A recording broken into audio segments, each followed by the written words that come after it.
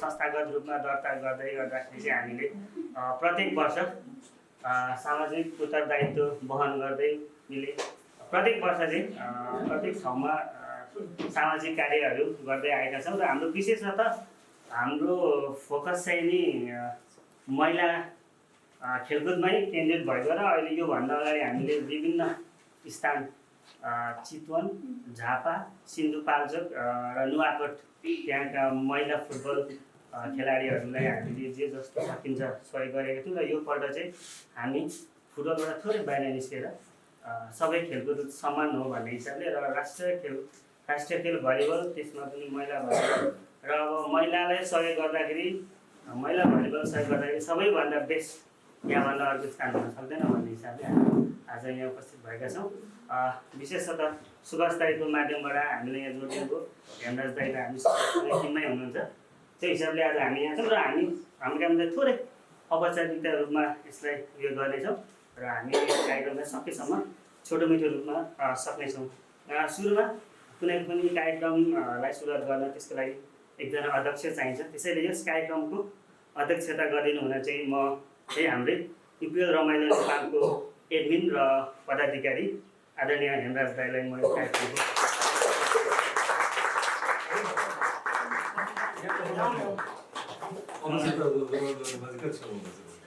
त्यसै गरी प्रमुख आतिथ्यका निम्ति हाम्रो खेलकुद सम्पादक आदरणीय प्रकाश तिमल सेना दाईलाई म अनुरोध गर्छु।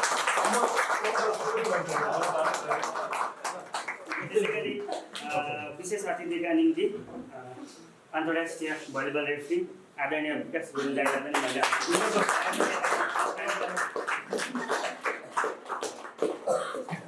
त्यसै गरी विशेष अतिथिकै निम्ति म यस न्यू डायमन्ड युथ क्लबका भाइस प्रेसिडेन्ट किरण कार्कीज्यूलाई पनि म हामीले कुमार सरलाई छुट्याएका छैनौँ। कुमार सर चाहिँ आज हामीले विशेषतः यो हामीले यहाँ हजुरहरूलाई थोरै रकम सहयोग गर्छौँ भन्ने हिसाबले हामी आएका होइनौँ। हामीले चाहिँ कुमार सरले भलिबलमा पुऱ्याउनु भएको योगदान र कुमार सरले देख्नु भएको सपना तपाईँहरू जतिले आफ्नै सपना सम्झेर उहाँको हरेक पाइलामा पाइला मिलाएर 7 जुन दिइराख्नु भएको छ, यसको निम्ति कुमार सर सहित सम्पूर्ण न्यू डायमन्ड स्पोर्ट्स क्लबलाई नै सम्मान गर्ने हिसाबले हामी आज यो सम्मान कार्यक्रमको रूपमा चाहिँ आएका छौँ। त्यसैले आजको कार्यक्रमको सम्मानित हुने व्यक्तित्वको रूपमा आसन ग्रहणका निम्ति म आदरणीय उहाँलाई कति पदवी दिइराख्नु नामै काफी छ। कुमार राई सरलाई म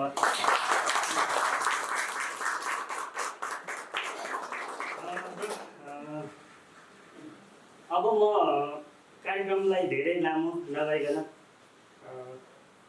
हाम्रो यस कार्यक्रमको बारे र न्यू डायमन्डको बारे आफ्ना के छोटो भनेर राखिदिनु हुन म हाम्रो आजको विशेष अतिथि र यस न्यू डायमन्ड युथ स्पोर्ट्स क्लबका उपाध्यक्ष किरण कार्की सरलाई सुन्न चाहन्छु।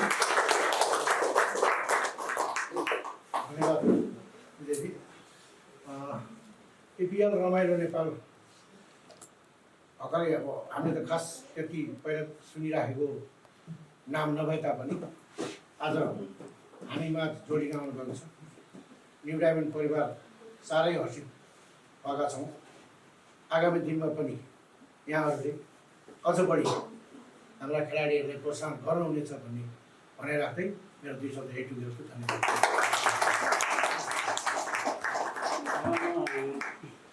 यहाँ छोटो मन्तव्यकै निम्ति फेरि अन्तर्राष्ट्रिय रेफ्री विकास गुरुङ दाइलाई पनि थोरै आफ्नो केही सबैजनालाई नमस्ते। विशेष गरेर इपिएल रमाइलो नेपाल टिमलाई विशेष धन्यवाद दिन चाहन्छु। विशेष गरेर अहिले विकास गुरुङ र हेमराज हमाल चाहिँ एक रथका 2 पाङ्ग्रा भनेर पाइकै सुन्दाखेरि आज आएर चाहिँ एकदमै धेरै खुसी लाग्यो, किनभने फुटबलको टिमले भलिबलको टिमलाई चिनेछ भन्ने कुरोमा मलाई खुसी लाग्यो। यसमा एकदमै हर्षित छु, एकदमै खुसी छु।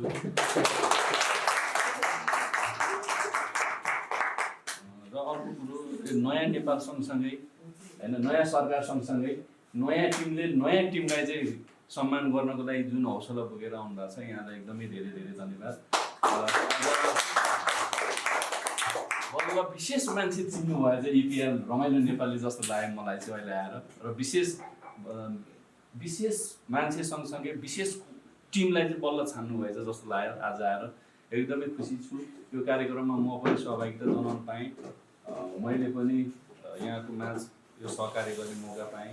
अब भन्न त भन्छन् सबैले न्यू डायमन्डकै रेफ्री भनेर एउटा ट्याग पनि दिएको छ।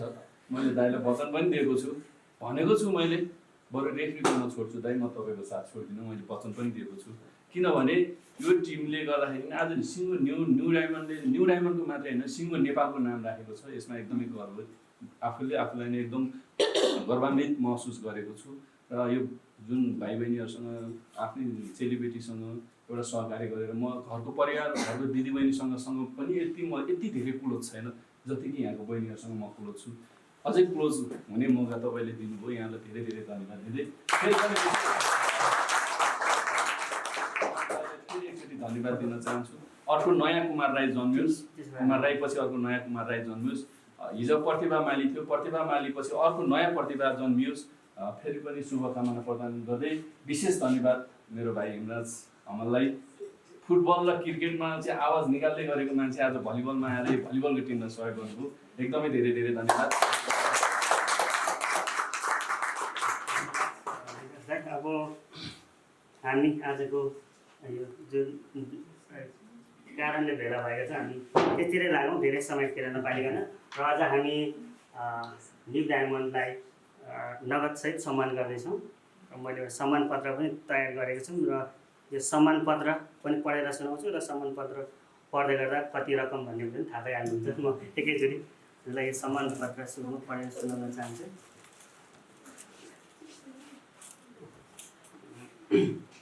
इपिएल रमाइलो नेपाल वनस्थली 15 काठमाडौँ सम्मान पत्र।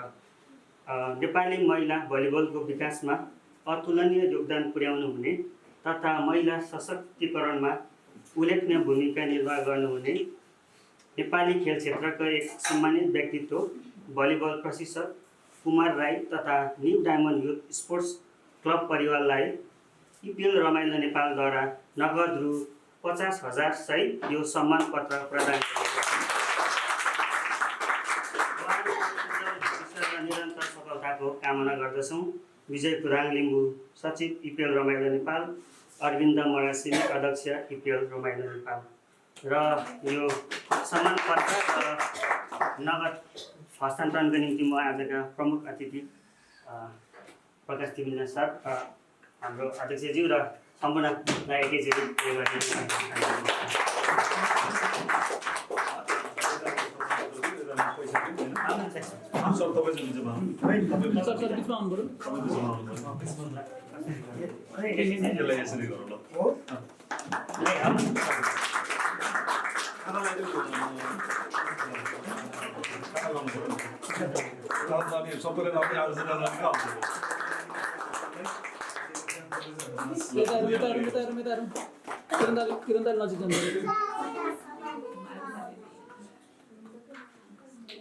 खोइ ताली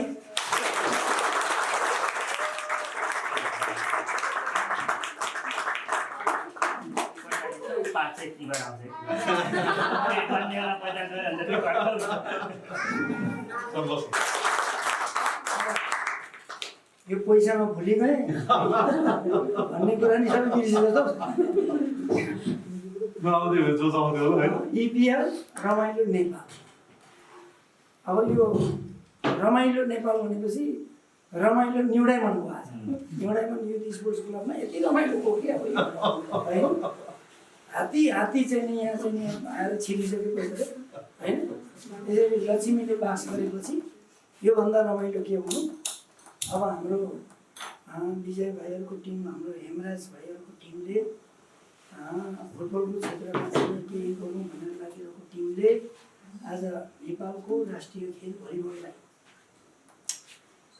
जुन किसिमको हामीले देशको राम्रो टिम बनाउनुपर्छ होइन, यो नेपालमा चाहिँ सबैभन्दा राम्रो भलिबल खेल्ने खेलाडीहरू पाइने रहेछ भनेर चाहिँ नि हामीले संसारलाई चिनाउनुपर्छ भनेर के अरे चाहिँ नि 19 वर्ष अगाडिदेखिको हामी लडाइँ लडिरहेको संस्था र अलिअलि मात्रै चाहिँ हाम्रो लक्ष्य पुरा हुन खोज्दैछ होइन। हामीले धेरै प्रतिशत काम गर्नु बाँकी छ।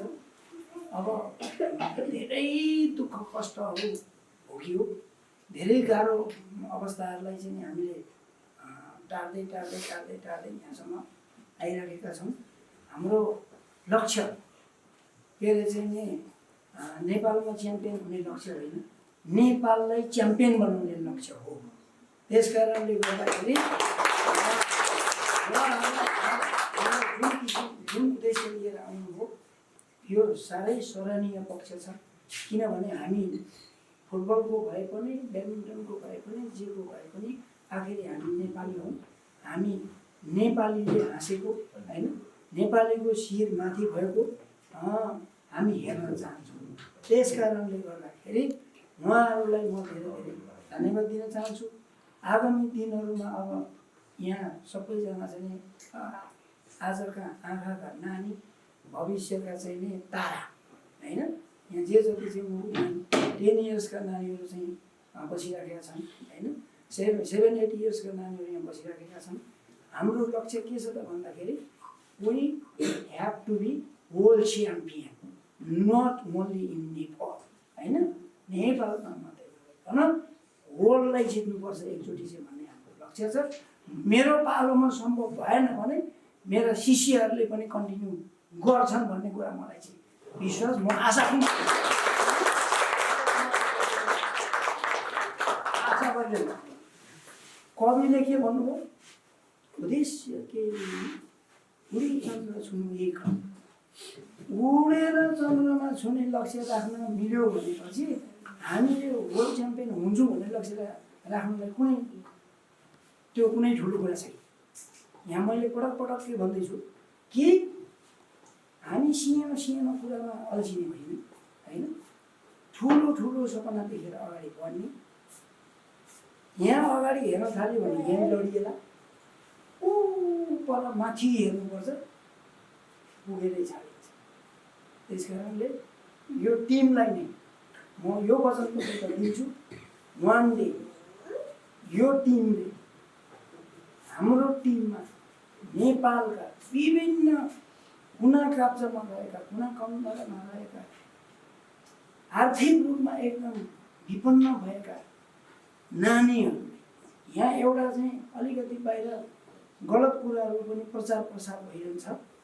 त्यो के हो भन्दाखेरि कुमार राईले राम्रो खेल्ने खेलाडी चाहिँ खोजेर यहाँ ल्याउँछ, यो बिल्कुलै होइन। कुमार राईले अन्त खेलेको खेलाडी ल्याउने इच्छा गर्दैन। कुमार राईले कुना कन्दरमा दुःख पाएको नानीहरूलाई शिक्षा दीक्षा दिने, आर्थिक अवस्था उनीहरूको कमजोर छ। त्यस कारणले हामी केही उनीहरूलाई चाहिँ यो शिक्षाबाट वञ्चित हुन लागेका नानीहरूलाई यहाँ शिक्षा दिने सिलसिलामा सँगसँगै शारीरिक रूपमा पनि हामी अलिकति चाहिँ बलियो हुनुपर्छ है भनेर यो शारीरिक तन्दुरुस्तीको लागि यो कार्य चाहिँ गरियो। यो कार्य सुरु गरिएको चाहिँ हामी अलिक बलियो, अलिकति चाहिँ सानो केही कुरा भयो भने पनि भुत्रुकै बेडमा बसिहाल्ने, सुतिहाल्ने, हस्पिटल कुदिहाल्नु पर्ने, एम्बुलेन्स बोलाइहाल्नु पर्ने, यस्तो अवस्थाबाट वञ्चित भएर जस्तै अवस्थामा पनि एकदम होइन यता कोरोना केही नगर्ने गरी हामी चाहिँ बलियो हुनको लागि गरेको क्रियाकलाप। यही क्रियाकलाप अन्तर्गत भलिबललाई समातेर हामी बलियो हुँदै गएको हो, बलियो हुँदै पनि छौँ। र म के भन्छु भन्दाखेरि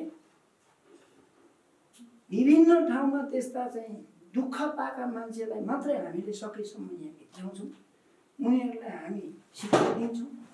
अनि एक टाइम चाहिँ 1-2 घन्टा चाहिँ हामी शारीरिक रूपमा बलियो हुनुपर्छ है कसैले बाटोमा यताउति गरिहाल्यो भने चियाप समातेर भलिबल सर्ट हान्नुपर्छ।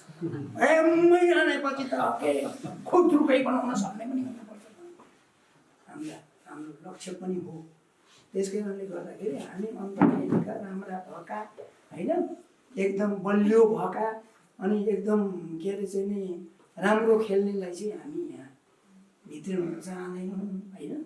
हाम्रो चाहिँ अत्यन्त भलिबल भनेको नजानेको होस्, पढ्न नपाएको होस्, त्यस्तो बच्चा ट्याक्क यहाँ ल्याउने, पढाउने, खेलाउने, यस्तो खेलाडी उत्पादन गर्ने कि जुन खेलाडीले भोलि वर्ल्डमा रेकर्ड राखोस् कि। अनि म त अवस्था कमजोर थियो, सरले त मलाई पढाउनु ल्याउनु भएको थियो, यसो एक टाइम खेल्नु पनि भन्नुभयो र अब प्लेफुल किड्स बच्चाहरू स्वभावैले खेल्न रुचाउँछन्, यो पक्का कुरा होइन। यदि कोही बच्चा खेल्न रुचाएन भने उसलाई हस्पिटल लगेर चेक गर्नुपर्छ। त्यस कारणले गर्दाखेरि यो उमेरमा यसो खेलाउने पनि खेलाउँदा खेलाउँदै खेलाउँदै खेलाउँदै थाहा नपाइकन चाहिँ नम्बर 1 खेलाडी बनाएर देशको इज्जत राख्ने हाम्रो लक्ष्य छ। यसमा यसरी उहाँहरूले जुन किसिमले हामीले चाहिँ आज आएर सहयोग गरिदिनुभयो, उहाँहरूलाई चाहिँ अब पशुपतिनाथले चाहिँ होइन एकदम चाहिँ आशीर्वाद दिउँ, सम्पूर्ण देवी देउरालीले आशीर्वाद दिउँ। अब आज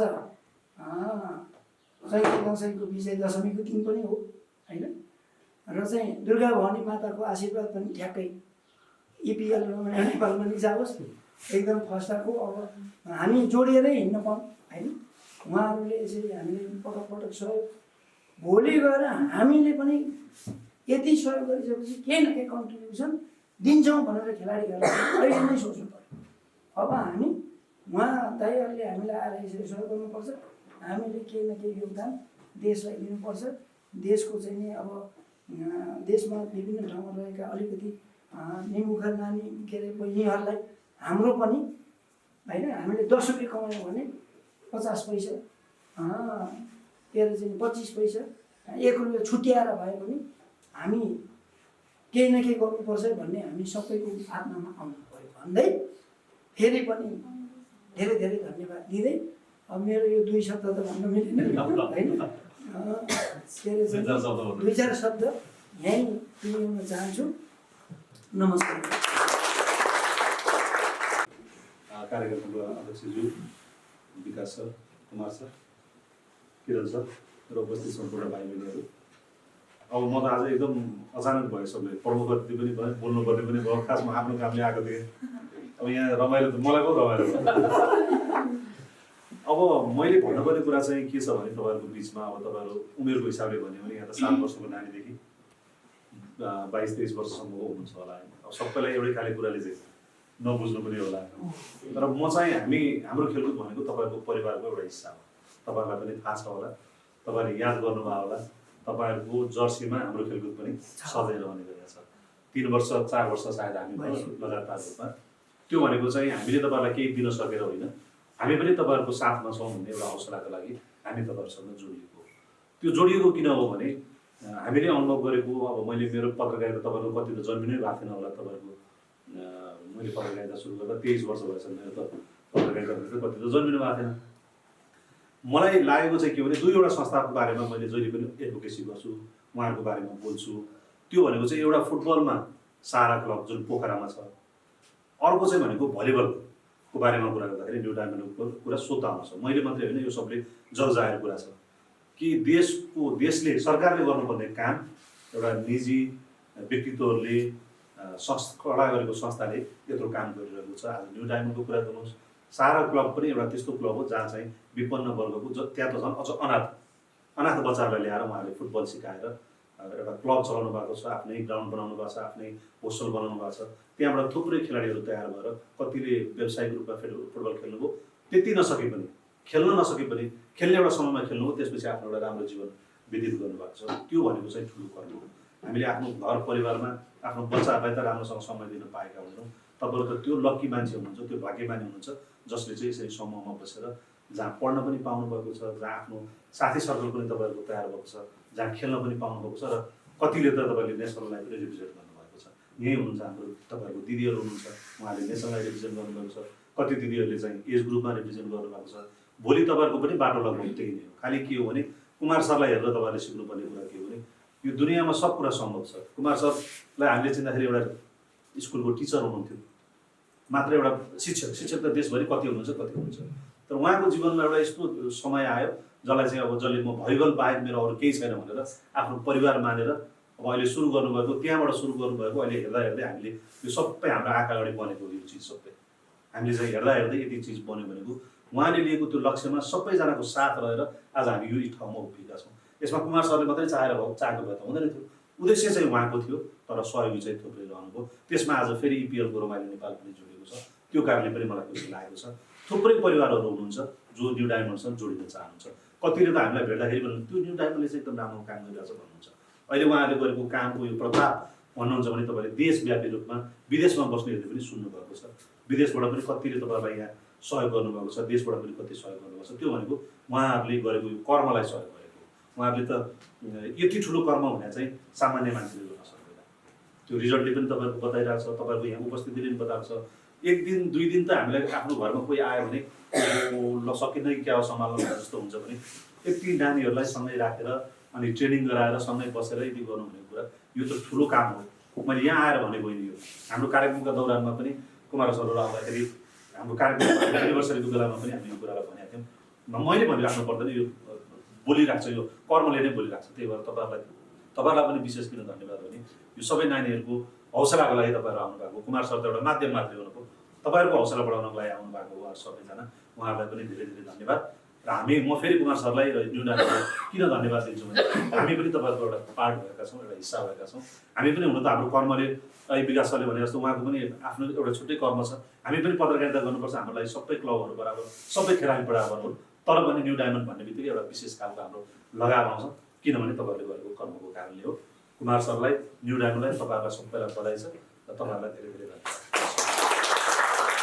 जब फुटबलमा महिलाहरूको लागि इन्भेस्ट गर्नुपर्छ, फुटबल भनेर हामी जब महिलाहरूको लागि उयो गरिरहेका छौँ, तर हामीले खोज्दै जाँदाखेरि न्यू डायमन्डमा चाहिँ नि यदि हामीले अलिकति जति सकिन्छ सहयोग गऱ्यौँ भने त्यसको चाहिँ सिङ्गल पेनी एक रुपियाँ एक पैसा त्यसको चाहिँ सही सदुपयोग हुन्छ। अरू ठाउँ आजसम्म हामीले जति ठाउँ गऱ्यौँ त्यसमा कति सहयोग भयो हामीले त्यसलाई फर्केर हेरेका छैनौँ।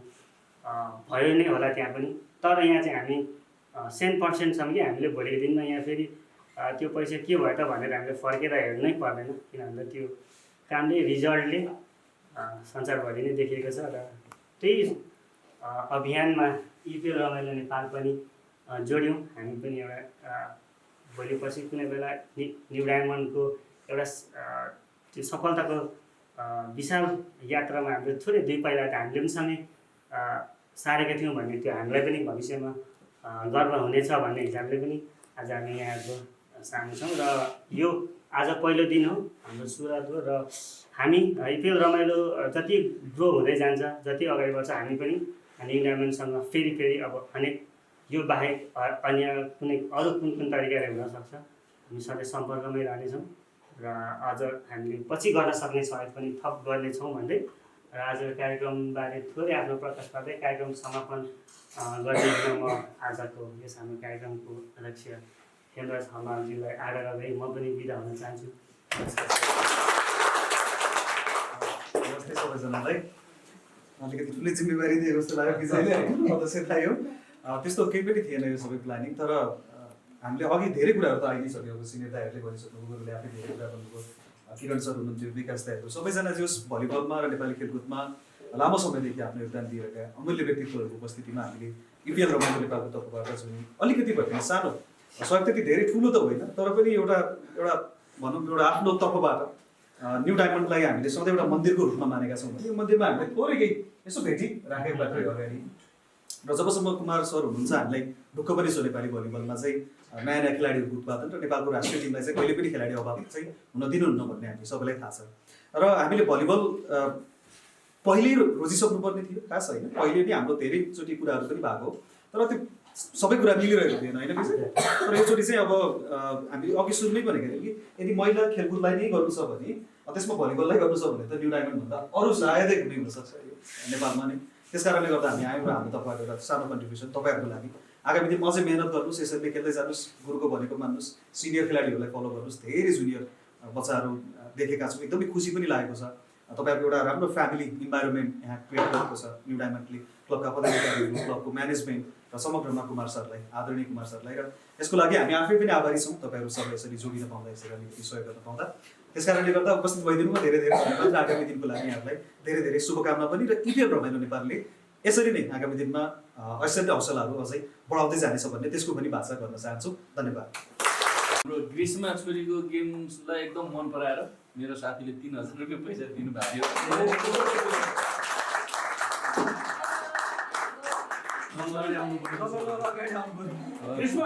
खासै केही नभए मेरो साथी भीम श्रेष्ठले चाहिँ 3000 रुपियाँ चाहिँ मेरो त्यही छोरीलाई